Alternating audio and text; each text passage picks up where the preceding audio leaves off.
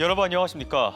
이재명 대통령의 공약인 대통령 세종집무실 건립을 국정기획위원회가 신속 추진 과제로 채택했습니다. 단순한 제2집무실이 아닌 국가 균형 발전의 상징 공간이면서 행정수도 완성의 시작점으로 삼겠다는 건데요. 서둘러 설계 공모에 나서면 임기 내 건립이 가능하다는 전망입니다. 이교선 기자입니다.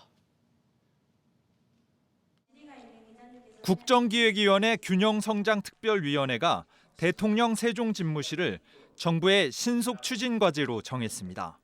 국회 세종의사당과 함께 이재명 대통령이 약속한 행정수도 완성의 상징적 출발점이 될 것이라고 설명했습니다. 행정수도 완성의 첫 단추로 집무실 건립 절차에 신속하게 착수해야 합니다. 대통령 세종집무실을 임기 내 건립하고 나아가 행정수도 완성을 통해 세종시가 국가 균형 성장의 중요한 거점이 되기를 기대합니다. 행정 이원화 해소와 수도권 중심 체제의 전환을 내세우며 공식 용어도 제2집무실이 아닌 대통령 세종집무실로 못 박았습니다. 지난 2022년 여야 합의로 개정된 행복도시법을 근거로 정부에 서둘러 설계 공모에 나서야 한다고 제안했습니다. 김경수 지방시대위원회 위원장도 여야 대통령실과의 협의를 통해 추진에 속도를 내겠다고 강조했습니다.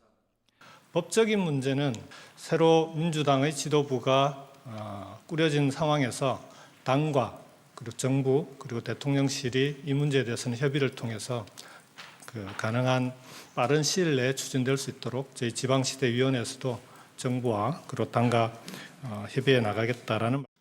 이에 따라 올해 말 국제 설계 공모가 시작되면 임기 내 완공도 가능하다는 전망입니다.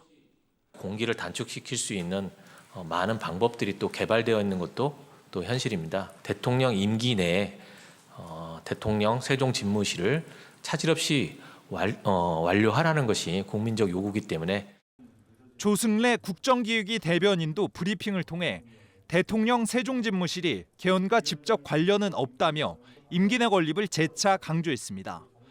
국정기획위는 이번 계획을 포함한 국정운영안 전체를 대통령에게 보고했고 앞으로 국민보고회를 통해 국정운영 5년의 청사진을 제시할 예정입니다. MBC 뉴스 이교선입니다. 정치자금법 위반 혐의로 검찰 조사를 받는 정치브로커 명태균 씨가 SNS에 김건희 여사가 대전시장 이장우 공천과 관련해 아주 재미있는 말씀을 해주셨다고 언급해 논란이 일고 있습니다. 명 씨는 특검에서 다 밝혀질 것이라고 덧붙였고 더불어민주당 대전시당은 수사 당국에 성역 없는 수사를 촉구했습니다. 이장우 대전시장은 이에 대해 명태균 씨는 물론 김건희 여사와 일면식도 없고 자신은 당내 경선을 거쳐 당선됐다며 전면 부인했습니다. 책임 소재를 둘러싸고 논란을 빚은 대전 한화생명 볼파크의 안전관리와 관련해 이장우 대전시장이 대전시와 한화의 공동 책임이라며 한 발 물러섰습니다. 이장우 시장은 오늘 확대 간부회의에서 이같이 말한 뒤 시가 시공사 한화와 함께 정밀안전 점검을 완료하고 미비점이 발견되면 시가 독자적으로라도 조치해야 할 것이라 덧붙였습니다. 대전시는 최근 잇단 안전사고가 발생한 야구장의 안전관리 책임이 있는데도 한화이글스 구단의 책임을 떠넘기려는 정황이 잇따라 드러나 논란이 일었습니다. 오늘 새벽 홍성의 대형 김공장에서 큰 불이 나 8시간 만에 진화됐습니다. 완제품은 물론 김 가공에 쓰이는 식용유에 주변 변압기까지 불이 옮겨 붙으면서 공장 건물 2곳이 모두 불에 탔는데요. 다행히 인명피해는 없었지만 시커먼 연기가 하늘을 뒤덮으면서 주민들은 놀란 가슴을 쓸어내렸습니다. 최기용 기자입니다. 건물 위로 시커먼 연기가 먹구름처럼 피어오릅니다. 거센 불길을 잡기 위해 헬기까지 동원돼 물을 퍼붓습니다. 홍성군 광천읍에 있는 김 제조 공장에서 불이 난 것은 오늘 새벽 4시 15분쯤. 공장 내부 자동화재 속보 설비로 화재를 감지한 소방당국이 인근 소방서 장비와 인력을 동원하는 대응 1단계를 발령하고 진화 작업을 벌였습니다. 불은 공장 3개 가운데 2개 동 1,700제곱미터를 모두 태운 뒤 8시간 만인 정오쯤에야 꺼졌습니다. 화재 당시 공장이 가동 중이 아니어서 인명피해는 없었지만 시커먼 연기가 하늘을 뒤덮으면서 홍성군은 주변 도로를 지나는 차량은 우회하고 주민들에게도 유독 가스 등에 유의해달라는 재난 문자를 급히 발송했습니다. 불은 못 받고 연기만 심하게 나다 보니까 그래가지고 이제 그래도 화재가 크게 났구나. 불은 김을 말리는 공정이 이루어지는 작업장에서 처음 시작된 뒤 식용유와 완제품은 물론 주변 변압기로도 옮겨 붙으면서 확산한 것으로 소방당국은 보고 있습니다. 식용유에 김을 발라서 굽는 그 기계에서 발화가 된 겁니다. 그래서 그 바로 옆에 김박스, 완성된 김박스가 상당히 많이 쌓여 있었습니다. 그래서 연소가 확대가 된 겁니다. 불이 난 공장은 5,000제곱미터 이하 시설로 스프링클러 등 화재 대응 시설 의무 설치 시설이 아니었습니다. 경찰과 소방당국은 건물 붕괴 우려가 커 내부 진입이 쉽지 않은 상황이라며 내일 합동 감식을 통해 피해 규모와 정확한 화재 원인 조사에 나설 계획입니다. MBC 뉴스 최경입니다. 대전에서 옛 남자친구에게 살해당한 피해 여성이 수개월 전부터 위협을 느껴 두려움을 호소했던 것으로 드러났습니다.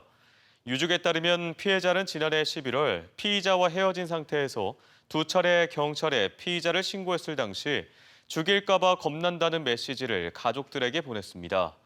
한편 경찰은 검거 직전 독극물을 마셔 입원 치료 중이던 피의자가 퇴원하자 곧바로 체포영장을 집행하고 범행 동기 등에 대한 대면 조사에 들어갔으며 조만간 구속영장을 신청할 계획입니다. 대전 서부경찰서가 지난달 28일 밤 대전시 내동의 한 아파트 단지에서 초등학생 여자아이를 뒤따라가 공동 현관에 침입한 혐의로 20대 남성을 구속했습니다. 경찰은 같은 아파트 내에서 비슷한 신고가 몇 차례 더 있었던 점 등을 확인하고 피의자의 추가 범행 여부를 조사하고 있습니다. 지난 6월 태안화력발전소에서 혼자 일하다 숨진 채 발견된 고 김충현 씨. 그가 떠나고 한 달 뒤 동료들의 고발도 있었지만 원청 책임자들에 대한 조사조차 아직인데요. 동료들은 발전소에서의 죽음의 행렬을 끝내려면 철저한 규명과 책임자 처벌이 있어야 하는 게 아니냐고 묻고 있습니다. 김광현 기자의 보도입니다. 지난 6월 태안화력발전소에서 혼자 일하다 숨진 고 김충현 노동자. 2인 1조 근무는 지켜지지 않았고 작업하던 설비에는 방호 장치도 없었습니다. 발전소에서 또다시 발생한 이 사고로 노동자들의 죽음이 공론화됐고 발전소의 다단계 하청 구조로 인한 안전 시스템 공백이 만든 사회적 타살임이 드러났습니다. 경찰은 현장에 대한 압수수색 등 수사를 진행하고 있지만 원청 책임자까지는 미치지 못하고 있습니다. 지금까지 조사를 받은 인원들을 확인해보면 단순히 현장에 있는 말단 직원들 그리고 중간관리자들 그들이 이 사고에 대한 책임이 정말 있는지 동료들은 지난달 초 원청인 한국서부발전과 한전 KPS 경영 책임자를 고발했지만 지금까지 소환 조사조차 이뤄지지 않았습니다. 공공기관에서 하청을 거듭하여 벌어지고 있는 연쇄살인부터 철저히 수사하고 중대재해처벌법의 심판이 제대로 이루어져야. 충남경찰청은 사업장 구조가 복잡하고 관련자와 압수물이 많아 분석에 오랜 시간이 걸렸다며 지난달 중순부터 차례로 소환 조사를 벌이고 있다는 입장입니다. 또 6년 전 고 김용균 씨 사망 당시보다 수사가 빠르게 이루어지고 있다며 원청 책임자 등에 대한 소환 조사도 앞으로 진행될 거라고 밝혔습니다. 압수수색 이후에 입건자들을 좀 더 확대해 오고 있는 상황이고요. 중요 피의자들도 순차 소환해서 조사할 계획입니다. 고 김용균 씨 사망 이후 숨진 발전소 비정규직 노동자는 12명에 달합니다. 동료들은 이런 죽음의 행렬을 끊으려면 철저한 규명과 책임자 처벌이 필요하다고 외치고 있습니다. MBC 뉴스 김광현입니다. 지난해 고3보다 5만 명 많은 2007년생 이른바 황금돼지띠 수험생들이 치를 올해 수능이 100일 앞으로 다가왔습니다. 이공계열 진학을 희망하는 학생들도 사회탐구 영역을 선택하는 사탐런 현상이 올해도 이어질 것으로 보이면서 이 탐구 영역의 대입 당락을 가를 변수로 떠오르고 있습니다. 김성국 기자입니다. 올해 수능의 핵심 변수는 탐구 영역입니다. 국어, 영어, 수학은 지난해처럼 평이한 수준일 것으로 예상되지만 탐구 영역은 2022년 통합 수능 도입 이후 변별 과목으로 꼽혀왔습니다. 여기에 사회탐구로 갈아타는 이른바 사탐런 현상이 올해도 이어질 거라는 전망입니다.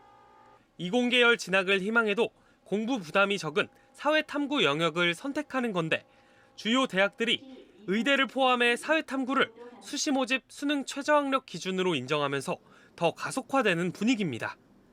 실제로 지난 6월 모의평가에서 사회탐구 응시율은 58.5%로 지난해보다 8.2%포인트 늘었습니다. 반면 과학탐구 응시율은 24.6%로 지난해보다 16.2%포인트나 크게 줄었습니다. 응시 인원이 줄어 1등급 받기가 어려워진 과학탐구뿐 아니라 사회탐구를 선택한 수험생들도 경쟁이 더 치열하다는 의미입니다.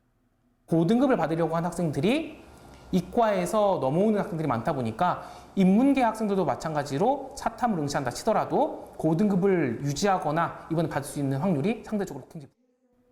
전문가들은 남은 100일 동안 전략적인 대비가 필요하다고 강조합니다. 문제풀이를 늘려 약점을 보완하고 수시 지원자는 최저학력 기준을 맞출 수 있는 과목에 집중하는 게 좋습니다. 효율적인 것은 자기가 일단은 풀 수 있는 문제를 중심으로 해서 그 문제의 오답률을 낮추는 게 중요하다라고 생각이 들어요. 예를 들어 또 수능이 오전 8시 40분부터 시작되는 만큼 시간표에 맞춰 일찍 기상에 생활하고 가급적 매일 전 과목을 조금씩이라도 공부하라고 조언합니다. MBC 뉴스 김성국입니다. 대전과 세종, 충남 대부분 지역에 폭염주의보가 내려진 가운데 대전이 33.8도까지 오르는 등 무더위가 이어졌습니다. 내일은 새벽에 시간당 30mm 안팎의 비가 내리는 곳이 있겠고 내일 저녁까지 30에서 최대 100mm의 비가 더 오겠습니다. 기상청은 내일 비로 폭염이 주춤하겠지만 모레부터는 다시 기온이 크게 오를 것으로 내다봤습니다. 대전 MBC가 제52회 한국방송대상에서 2관왕에 올랐습니다.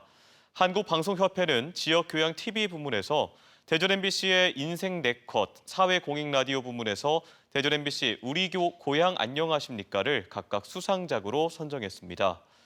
특히 대전 MBC 인생 네컷은 지역민들의 삶 속에서 선한 영향력의 의미를 찾는 지역 밀착형 프로그램으로 호평을 받고 있습니다. 대전 충남 행정 통합에 대해 대전과 충남 교사 노조와 교육청 공무원 노조가 교육 자치를 훼손하는 졸속 추진이라며 강하게 반발하고 나섰습니다. 이들은 공동 성명에서 행정 통합 이후 교육감 선거 방식을 간선제와 러닝메이트제 등으로 바꿀 수 있어 정치 세력에 의한 교육 정책 왜곡이 우려된다고 비판했습니다.